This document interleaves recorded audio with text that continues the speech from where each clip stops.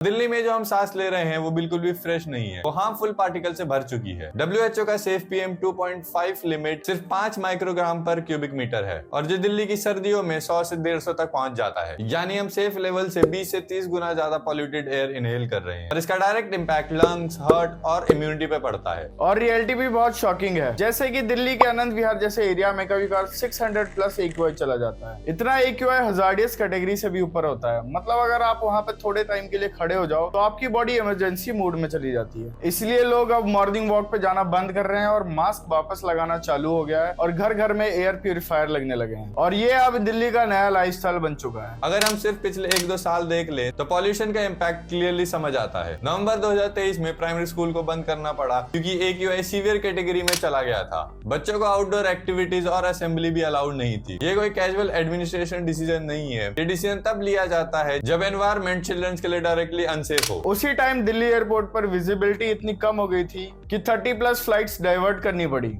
सोचो, दिल्ली इंडिया की capital city है और यहाँ पे फ्लाइट्स लैंड ही नहीं हो पा रही स्मॉग की वजह से। सुप्रीम कोर्ट ने 2023 के पोल्यूशन हियरिंग में बोला था, इंटेंट नहीं रिजल्ट्स दिखाओ। मतलब कोर्ट भी फेड अप हो चुकी है दिल्ली के इनकम्प्लीट एक्शंस पे। मतलब सरकार कोई भी हो पर दिल्ली के हालात सेम ही रहते हैं। अब ब्लेम गेम खेलने से अच्छा डायरेक्ट फैक्ट समझते हैं और IIT कानपुर की स्टडी से समझते हैं दिल्ली का pollution breakdown. Transport around 38%, double burning 25 से 30%, construction and road dust approx 20%, industries and power plant रफली 14%। ये डाटा एक सिंपल बात बताता है कि पॉल्यूशन एक सिंगल सोर्स से नहीं आता, इसके पीछे पूरे सिस्टम का हाथ है। और एक इंपॉर्टेंट पॉइंट, डबल बर्निंग से पॉल्यूशन स्पाइक होता है लेकिन बेस पॉल्यूशन दिल्ली में पहले से ही है। व्हीकल, कंस्ट्रक्शन, डस्ट और वेस्ट बर्निंग सब कंट्रीब्यूट करता है। मतलब पंजाब और हरियाणा से स्मोक ना भी आए तो दिल्ली की पॉल्यूशन सेम रहती है। एम्स की रिपोर्ट बताती है दिल्ली के बच्चों की लंग्स की कैपेसिटी 20 से 30% कम होती है नॉर्मल स्टैंडर्ड से। और ये कोई छोटी प्रॉब्लम नहीं है। इसका मतलब ये है कि इसका इम्पैक्ट उनके अडल्टहुड लाइफ पे भी आएगा। और ये सिर्फ बच्चों की बात नहीं है, और अडल्ट में हार्ट अटैक, स्ट्रोक और अस्थमा जैसी बीमारियां भी डबल हो जाती है। लैंडसेट की रिपोर्ट के अकॉर्डिंग इंडिया में 1.7 मिलियन लोगों की डेथ हर साल पॉल्यूशन से डायरेक्टली या इनडायरेक्टली लिंक्ड होती है। हॉस्पिटल OPDs में विंटर 2024 के टाइम में रेस्पिरेटरी केसेस में 40 से 50% जंप रिकॉर्ड हुआ। मतलब पॉल्यूशन सिर्फ डिस्कम्फर्ट नहीं, ये एक एक्चुअल हेल्थ क्राइसिस है जिसको हम रूटीन बना चुके हैं।